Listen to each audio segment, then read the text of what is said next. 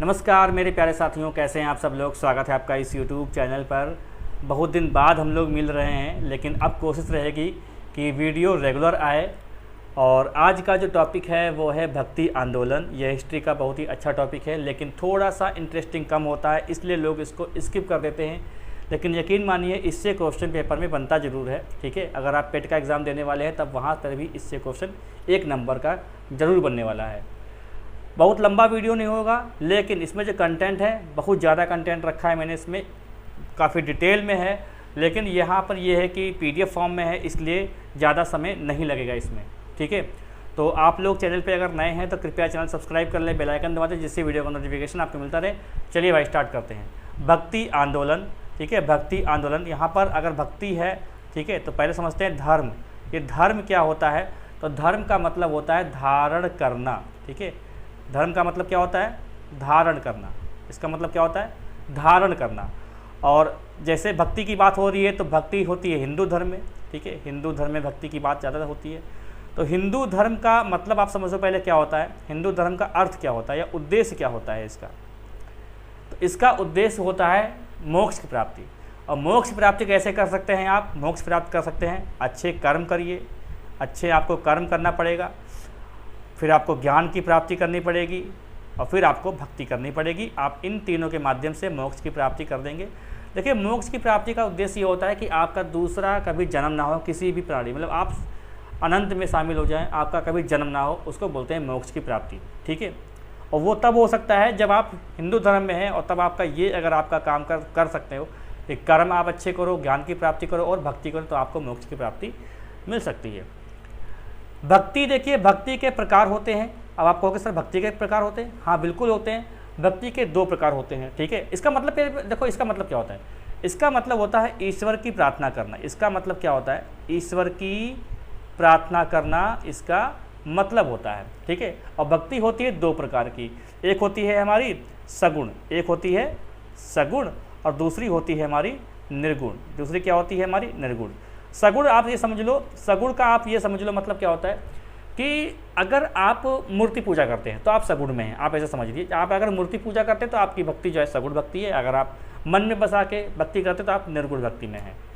आप ईश्वर का अस्तित्व स्वीकार कर रहे हैं तो आप सगुण भक्ति में। आप खाली बस ईश्वर की प्रार्थना करते हैं, लेकिन आपको यही नहीं पता कि ईश्वर है कि, मतलब आपका ईश्वर को आकार नहीं पता है, आपने मन में खाली बसा रखा है। ठीक है, आपने मन में बसा रखा है, वो निर्गुण भक्ति होती है। और वही आपने जो मन में बसा रखा है उसको सामने ला के रख दिया, उसका रंग रूप आकार आपने बना लिया है अपने मन में, कैसा है कैसा नहीं है, तो वो सगुण भक्ति है। अब सगुण भक्ति दोस्तों होती है 2 प्रकार की। एक हमारी होती है रामाश्रयी, जिसमें राम के भक्त होते हैं, और एक होती है हमारी कृष्णाश्रयी, जिसमें कृष्ण के भक्ति होते हैं। ठीक है, कृष्णाश्रयी होता है। अब देखिए, रामाश्रयी से कौन कौन से इंपॉर्टेंट पढ़ने होंगे हमें? रामानंद और तुलसीदास। कृष्णाश्रयी से कौन से आते हैं? जैसे कौन से भक्त हैं? जैसे चैतन्य, मीराबाई, सूरदास, ये कृष्णाश्रयी से हैं। निर्गुण भक्ति में आपको याद रखना होगा, कबीर जो है वो निर्गुण भक्ति धारा से जुड़े हुए थे, गुरु नानक निर्गुण भक्ति से थे, रैदास निर्गुण भक्ति से थे। समझ गए? निर्गुण का मतलब है कि आपको पता ही नहीं है कि आपका जिसकी आप भक्ति कर रहे हो वो दिखता कैसा है, उसका आकार क्या है, बस आप भक्ति में लगे हुए हैं। ठीक है, और सगुण में आपने आकार बना लिया है। ठीक है, चलिए अच्छा, यहाँ पे एक बात और करते हैं कि जो भक्ति आंदोलन है इसकी शुरुआत 13वीं शताब्दी से मानी जाती है, 13वीं शताब्दी से। लेकिन भक्ति आंदोलन की शुरुआत जो है, वो 8वीं शताब्दी से भी मानी जाती है। इसकी शुरुआत जो है असल में 8वीं शताब्दी में हो गई थी, बाद में ये रुक गए थे। ठीक है, और 8वीं शताब्दी में इसका जो शुरुआत की थी उनका नाम था शंकराचार्य। उनका नाम क्या था? शंकराचार्य ने उनका नाम था। इन्होंने जो है भक्ति आंदोलन की शुरुआत की थी 8वीं शताब्दी में। ठीक है, 8वीं शताब्दी में। और इसका जो विस्तार है, इसका विस्तार आगे चल के अलवार और नयनार, अलवार और नयनार संतों ने किया था। अलवार का मतलब होता है विष्णु के उपासक, और नयनार का मतलब होता है शिव के उपासक। ठीक है, नयनार शिव, ये क्वेश्चन पूछा गया है। अलवार किसके उपासक थे? विष्णु के। नयनार, देखिए नयनार आप ऐसा समझ सकते हो, नयन, 3 नयन किसके? शिव के। नयन किसके 3 हैं? तो नयन शिव के 3 हैं, तो इसका मतलब नयनार शिव के उपासक। ठीक है, उपासक मतलब भक्त। इन्होंने ही क्या किया? भक्ति आंदोलन को आगे बढ़ाया था। ठीक है, चलिए इसको देखते हैं PDF फॉर्म में। भक्ति क्या है? भक्ति ईश्वर की प्रार्थना करना होता है, और इसकी यह मुख्य 2 प्रकार की होती है, सद्गुण और निर्गुण। ठीक है। अब भक्ति आंदोलन का प्रारंभ जो है 8वीं शताब्दी में किसने किया था? ये किया था शंकराचार्य ने। भक्ति आंदोलन का किसने किया था? शंकराचार्य ने किया था, और 8वीं सदी में। और इसका विस्तार अलवार यानी विष्णु के उपासक थे और नैनार यानी शिव के उपासक थे, इन्होंने भक्ति आंदोलन को आगे बढ़ाया था। अलवार संतों की संख्या बताई जाती है 12, ठीक है, और नैनार संतों की संख्या बताई जाती है 63, ठीक है। अब कोई याद तो करेगा नहीं कि कौन से नैनार थे, कौन से अलवार थे, ये आपको याद करने की कोई आवश्यकता नहीं, यहाँ से क्वेश्चन आपसे नहीं पूछा जाएगा, ठीक है। देखिए यहाँ पे कुछ प्रवर्तक है, यहाँ पे दर्शन है और यहाँ पे संप्रदाय है। तो शंकराचार्य प्रवर्तक थे, देखिए अद्वैतवाद इनका दर्शन था और संप्रदाय था स्मृति संप्रदाय, ठीक है। ये लिस्ट आप इसका स्क्रीनशॉट ले लीजिए और आप इसको याद कर लीजिए। ये इससे क्वेश्चन मतलब बना नहीं है लेकिन बन सकता है, ठीक है। चलिए आगे चलते फिलहाल हम लोग। देखो शंकराचार्य यानी शंकर, इनका जन्म कहाँ हुआ था? केरल में इनका जन्म हुआ था, ठीक है। स्थान इंपॉर्टेंट है, कहाँ जन्म हुआ था, इनकी मृत्यु कहाँ हुई थी? केदारनाथ हुई थी। और ये जानते हो ये इन्होंने क्या किया कि भारत के चारों दिशाओं में खूब भ्रमण किया था, और चारों दिशाओं में जो है इन्होंने 4 मठों को स्थापित किया था। जो आपसे क्वेश्चन बनता है, जैसे हम यहाँ पे 4 दिशाएं बनाते हैं आपके सामने, तो यहाँ पे उत्तर है, तो उत्तर में जो है जिसका नाम है ज्योतिषपीठ, उत्तर में नाम है ज्योतिषपीठ, जो कहाँ स्थापित की थी इन्होंने? बद्रीनाथ में। कहाँ? बद्रीनाथ में। और अगर हम पूर्व की बात करें तो पूर्व में क्या नाम है? गोवर्धन पीठ। कहाँ है ये पूछा जाता है आपसे, गोवर्धन पीठ। तो गोवर्धन पीठ जो है ये पुरी में, ठीक है, पुरी में है। और दक्षिण में कहाँ स्थापित की थी इन्होंने? तो ये इनका नाम है श्रृंगेरी पीठ, ठीक है। कहाँ पर है? मैसूर में। और यहाँ पर अगर हम पूर्वी की बात करें, पूरब की, तो इसका नाम क्या हो जाएगा? शारदा पीठ। कहाँ पर है ये? गुजरात में है। इन्होंने चारों दिशाओं में खूब भ्रमण किया और चारों दिशाओं में एक जो है मठ को स्थापित किया था। ज्योतिष पीठ बद्रीनाथ, गोवर्धन पीठ पुरी में, श्रृंगेरी पीठ मैसूर में, शारदा पीठ गुजरात में। तो चारों मठों को स्थापित करने का श्रेय किसको जाता है? शंकराचार्य को जाता है, ठीक है। अब देखो इन्हीं के प्रयासों से जो 12 ज्योतिर्लिंग है ना, उनको स्थापित किया गया था। इन्हीं के सफल प्रयासों से 12 ज्योतिर्लिंग स्थापित की गई थी, ठीक है। आप देख सकते हैं यहाँ पे लिखा हुआ है, पूरे भारत में इन्होंने भ्रमण किया, चारों दिशाओं में मठों का निर्माण कराया। बद्रीनाथ में ज्योतिष पीठ ही, ठीक है, और पुरी में गोवर्धन पीठ, मैसूर में श्रृंगेरी पीठ और गुजरात में शारदा पीठ का इन्होंने निर्माण कराया था, ठीक है। अब देखते हैं रामानुजाचार्य। देखो रामानुजाचार्य जो हैं, इनका जन्म कहाँ हुआ था? इनका जन्म हुआ था आंध्र प्रदेश में, ठीक है। इनका जन्म आंध्र प्रदेश में हुआ था और ये सगुण भक्त से संबंधित थे। सगुण भक्त, समझे? मतलब इन्होंने अपने दिल में एक मूर्ति स्थापित की थी, तब उसकी पूजा करते थे, ठीक है। ये वैष्णव धर्म से संबंधित थे, वैष्णव रामानुजाचार्य। और इन्होंने एक सिद्धांत था अद्वैतवाद सिद्धांत जो है इन्होंने ही दिया था, ठीक। ये देखो ये लिखा हुआ है। अब देखते हैं निम्बकाचार्य। देखो निम्बकाचार्य जो है एक सनक संप्रदाय था। सनक संप्रदाय के संस्थापक पूछा जाता है तो निम्बकाचार्य। सनक संप्रदाय के संस्थापक कौन थे? निम्बकाचार्य थे। इन्होंने द्वैतावाद और अद्वैतवाद को इन्होंने अपनाया था, ठीक है। तीसरा देखते हैं रामानंद। देखिए रामानंद का जन्म कहाँ हुआ था? रामानंद का जन्म हुआ था इलाहाबाद में। ये इंपॉर्टेंट हो जाएगा आपका यूपी के स्पेशल के हिसाब से। रामानंद का जन्म हुआ था इलाहाबाद में, और अगर देखें तो 1299 की बात है, 1411 तक जिए थे ये, ठीक है। इनमें जानती इनकी डेट ऑफ बर्थ में इसलिए बता रहा हूँ क्योंकि इसमें थोड़ा सा डाउट है, इसमें थोड़ा अपवाद रहता है।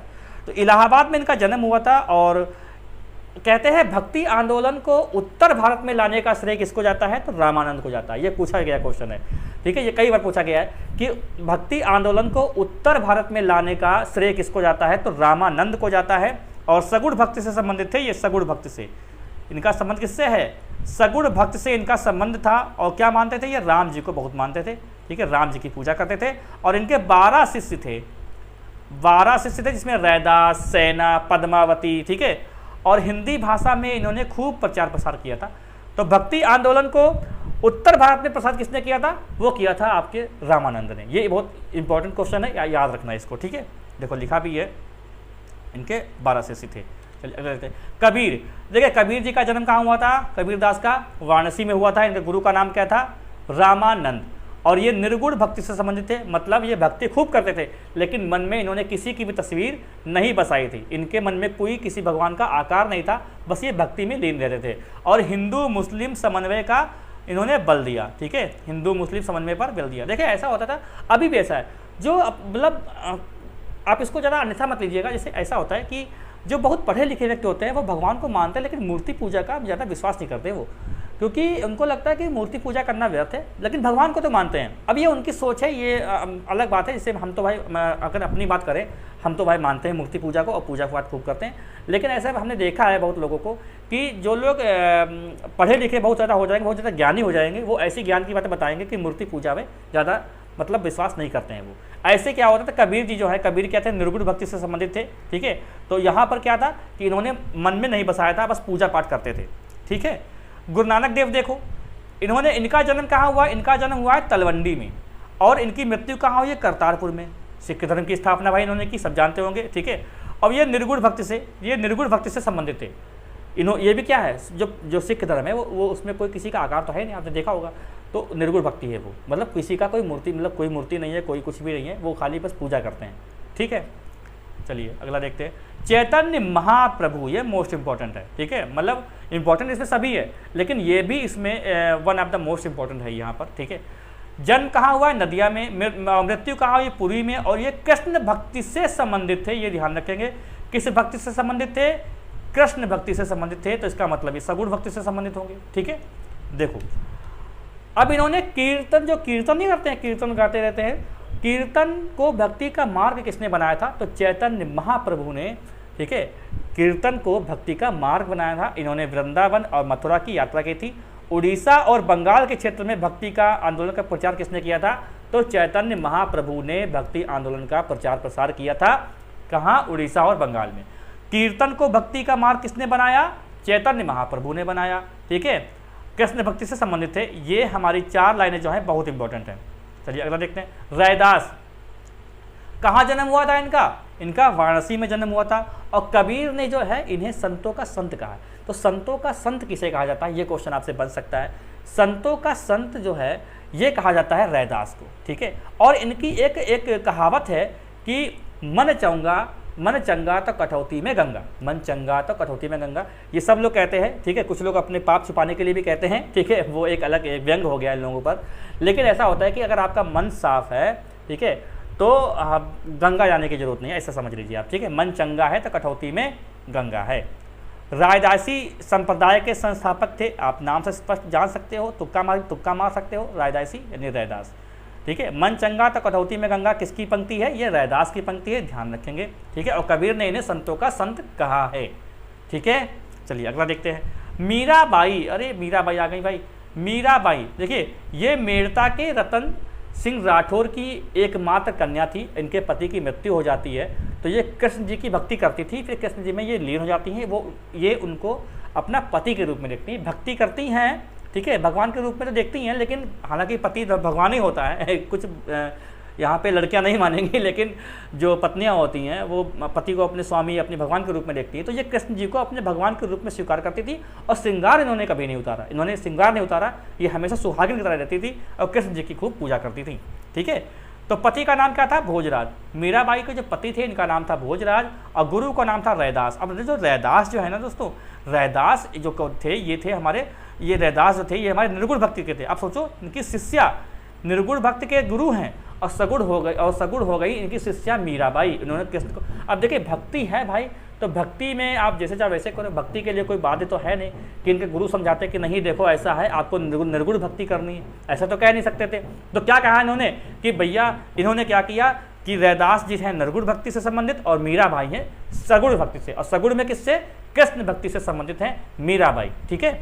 चलिए आगे बढ़ते हैं। देखो यहाँ पे लिखा भी है, गुरु का नाम क्या था, रैदास, और कृष्ण जी को अपने पति के रूप में स्वीकार करती हैं। तुलसीदास, इन्होंने रामचरितमानस लिखा हुआ है, ठीक है, रामचरितमानस लिखा हुआ है। और देखिए रामायण ऐसी चीज़ है ना, रामायण ऐसा ग्रंथ है कि जिसमें सभी मनोदशा के लोग जो भी सोच रखते हैं, चाहे वो पापी हो, चाहे स्वार्थी हो, चाहे स्नेही हो, चाहे वो बहुत ही स्वाभिमानी हो, चाहे वो घमंडी हो, सब अपना अपना इस रामायण ग्रंथ से अपना अपना मतलब निकाल लेते हैं, क्योंकि इसमें हर चीज़ है रामायण में। घमंड का भी एक दिखाया गया कि आपको घमंड कब करना चाहिए, ठीक है, आपको प्यार भी दिखाया गया है, आपको सम्मान भी दिखाया गया है, आपको छल भी दिखाया गया है, हर चीज़ दिखाई गई है, और इसमें हर प्रकार के व्यक्ति जो है अपना अपना स्वार्थ, अपना अपना जो है ज्ञान निकाल लेते हैं। ठीक है, जैसे अगर आप घमंडी हो तो आप घमंड, रावण से घमंड करना सीख जाएंगे कि भैया बहुत शक्तिशाली था, उसने 1000 वर्षों तक तपस्या करी, तो वो घमंड क्यों नहीं करे। तो आप इसलिए आप घमंड भी कर सकते हो, क्योंकि आप भी सोचोगे इस बात को कि भैया अगर आपने बहुत मेहनत की थी, आपने आंसू बहाए, आपने खूब तपस्या करी, खूब पढ़ाई की, अगर आप नौकरी पा गए हैं तो आप घमंड क्यों नहीं करेंगे। तो आप ये भी सीख ले सकते हैं। जिस प्रवृत्ति का आदमी होगा वो रामायण से उस प्रवृत्ति की सीख ले सकता है। ठीक है, चलिए, रामायण तभी सबको पसंद आती है, सबको, चाहे कैसा भी हो, दुष्ट हो, पापी हो, रामायण सबको अच्छी लगती है। किसी कोई नहीं कहेगा कि हमको रामायण नहीं पसंद। अगर वो हिंदू धर्म से संबंधित है तो मुझे नहीं लग रहा है कोई कहता है कि उसको रामायण पसंद नहीं है। रामायण सबको पसंद होती है। ठीक है, अगर आप पिता पितृभक्त हैं तब भी आपको अच्छा लगता है, अगर आप विभीषण की सोच रखने वाले हैं तब भी आपको उस रामायण से सीख मिल सकती है। हर बंदा इससे खुश रहता है। ठीक है, हर बंदे की यानी हर लोगों की सोच के बारे में इसमें बताया गया है। ठीक है, अपना अपना आप ज्ञान इसमें निकाल सकते हो। देखिए, जन्म इनका उत्तर प्रदेश में हुआ, सगुण भक्ति से संबंधित थे, यानी राम भक्ति से संबंधित थे ये, और 1575 में इन्होंने रामचरितमानस की स्थापना की थी।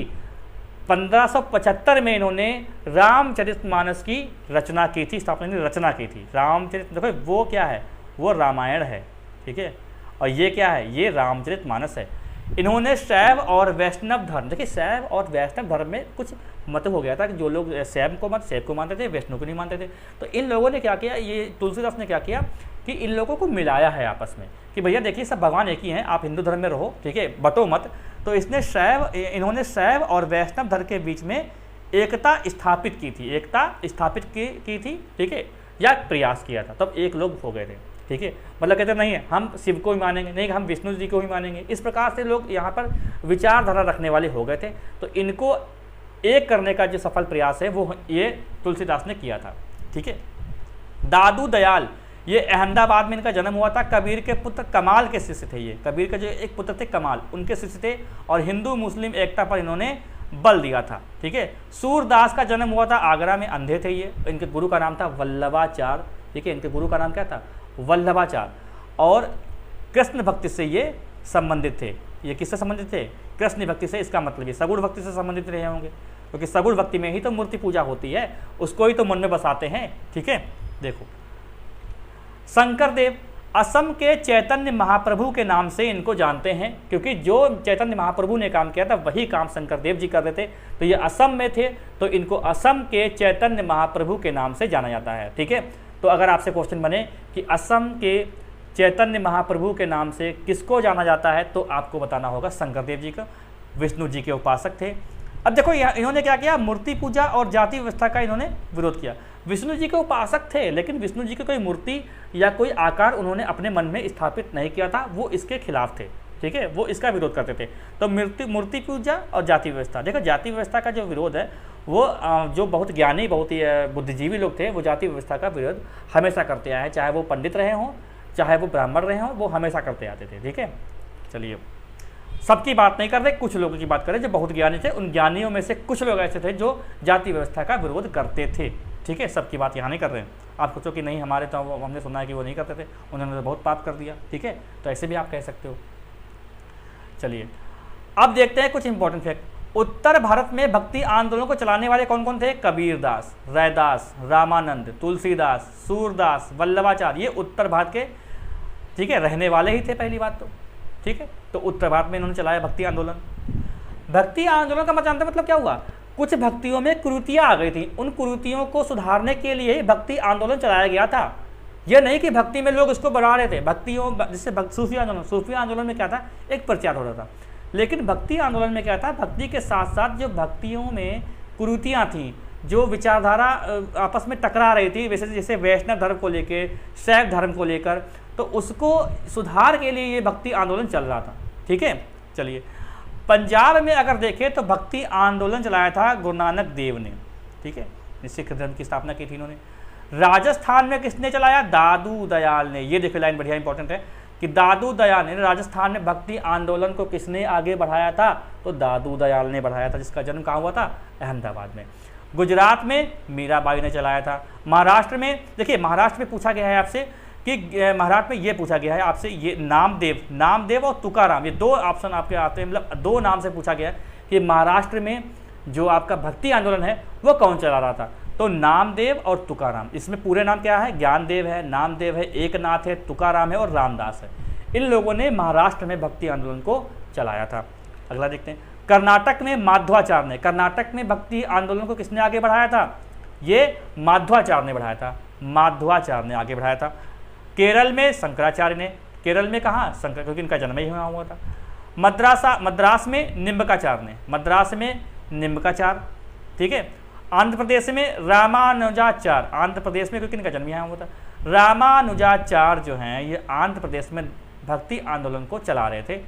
उड़ीसा में और बंगाल में चैतन्य महाप्रभु, हमने बताया कि चैतन्य बंगाल और उड़ीसा में इन्होंने खूब प्रचार प्रसार किया था चैतन्य महाप्रभु ने, ठीक है, कि जिसने कीर्तन को बनाया था अपना भक्ति मार्ग। असम में शंकरदेव, असम में शंकरदेव जिसको हम लोग क्या कहते हैं? जिसको हम लोग चैतन्य महाप्रभु के नाम से जानते हैं, शंकरदेव को, ठीक है। देखिए यहाँ पे देखते हैं और भी कुछ प्रमुख तथ्य हैं यहाँ पर। देखो, महाराष्ट्र में दो संप्रदाय थे, धरकरी और वारकरी। दो संप्रदाय थे, धरकरी और वारकरी। तो इसमें जो धरकरी शब्द है ना, ये संप्रदाय जो था ये राम की पूजा करते थे। इसमें लोग राम की पूजा करते थे। अरे ये क्या लिख दिया मैंने? राम की पूजा, राम की पूजा करते थे। और इसमें कृष्ण की पूजा करते थे, यानी कृष्ण जी की पूजा करते थे। धरकरी और राम, धरकरी और वारकरी संप्रदाय कहाँ से संबंधित थे? तो महाराष्ट्र से संबंधित थे, ठीक है, कोई भी इसमें डाउट नहीं है। देखो, एकनाथ रामदास धरकरी संप्रदाय से संबंधित थे और महाराष्ट्र में भक्ति को लोकप्रिय बनाने का जो काम है वो किसने किया है? वो किया है नामदेव ने। अगर महाराष्ट्र में भक्ति को लोकप्रिय बनाने का किसी ने काम किया था तो वो काम किसने किया था? नामदेव ने किया था। और एकनाथ को महाराष्ट्र का तुलसीदास कहा जाता है। जो एकनाथ हैं, अगर कहे महाराष्ट्र का तुलसीदास किसे कहा जाता है तो महाराष्ट्र का तुलसीदास कहा जाता है एकनाथ को। एकनाथ को महाराष्ट्र का तुलसीदास कहा जाता है, जो कृष्ण से संबंधित थे, मतलब कृष्ण की पूजा से संबंधित थे, ठीक है। और यहाँ पे तुकाराम एवं रामदास, ये जो नाम देख रहे हो ये शिवाजी के समकालीन थे, ठीक है। ये आपसे पूछा गया क्वेश्चन, इसीलिए मैंने रखा है यहाँ पर कि तुकाराम और रामदास किसके समकालीन थे? ये जो हैं ये शिवाजी के समकालीन थे, ठीक है। तो मैं आशा करता हूँ कि ये आपको पसंद होगा, ये मतलब अच्छा लगा होगा वीडियो। और अच्छा लगा तो वीडियो को लाइक करें, चैनल पर जो लोग नए हैं वो कृपया सब्सक्राइब कर ले, बेल आइकन दबा दें, जिससे वीडियो का नोटिफिकेशन मिलता रहे। आपको रेगुलर वीडियो किसी ना किसी टॉपिक पर मिलेगी। और पेट का भी नोटिफिकेशन आने वाला है, तो पेट की बहुत सारी करंट अफेयर आपको मुझे देनी है, जो मेरे पास अभी हैं, ठीक है। उस समय पे आपको दे दी जाएंगी जितनी भी करंट अफेयर, अलग अलग टॉपिक को लेके मैंने सब कुछ बना रखा है। अलग अलग टॉपिक होंगे पेट के, जो भी 2022 से लेके 23 तक जो भी है वो हम लोग करंट अफेयर देखेंगे अलग अलग। तो चैनल पे आप लोग बने रहिए, ठीक है। और जितना आप शेयर कर सकते हैं उतना आप शेयर करिए। और कोई डाउट है किसी चीज़ पे तो कमेंट बॉक्स खुला हुआ है। मिलते हैं हम लोग नेक्स्ट वीडियो में।